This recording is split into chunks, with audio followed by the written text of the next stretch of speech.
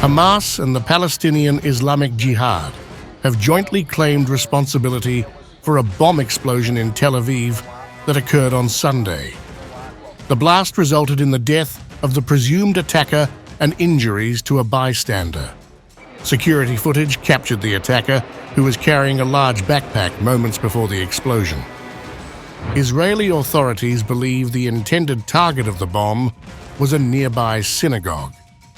The Al-Qassam brigades, in cooperation with Saraya al-Quds, confirmed the bombing as a martyrdom operation and vowed to continue their attacks in response to alleged Israeli actions. They pledged further violence as long as what they described as massacres by the occupation, civilian displacement, and targeted assassinations persist. The blast, which occurred on Lehigh Street, caused significant damage to a truck, and a passerby was also injured by shrapnel. The blessed and necessary Tel Aviv's operation is a new blow to the entire Zionist system.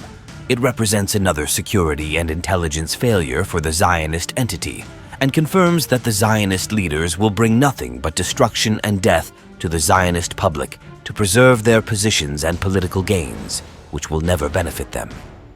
The Tel Aviv's operation once again proves the ability of our people and their resistance to strike the Zionist enemy and its settlers, penetrate all fabricated security measures, and inflict heavy blows with full force. Tel Aviv District Police Commander Peretz Amar confirmed that the mutilated body found at the scene was not an innocent bystander, but the person responsible for the explosion. We know that the mutilated body is not that of an innocent bystander, but the one who carried the bomb. If it, the motive, is criminal or nationalistic, is difficult to say because it is difficult at the moment to identify the person. The explosion comes as the U.S. Secretary of State Antony Blinken arrived in Israel on Sunday, seeking to negotiate a ceasefire deal amid escalating regional tensions. The timing of the attack has heightened concerns, with early findings suggesting a possible terrorist motive. I know this is a fraught moment in Israel, with deep concern about the possibility of attacks coming from Iran, coming from Hezbollah, and other sources. And as you heard the President say, the United States has taken decisive action to deploy forces here to deter any attacks, and if necessary, to defend against any attacks.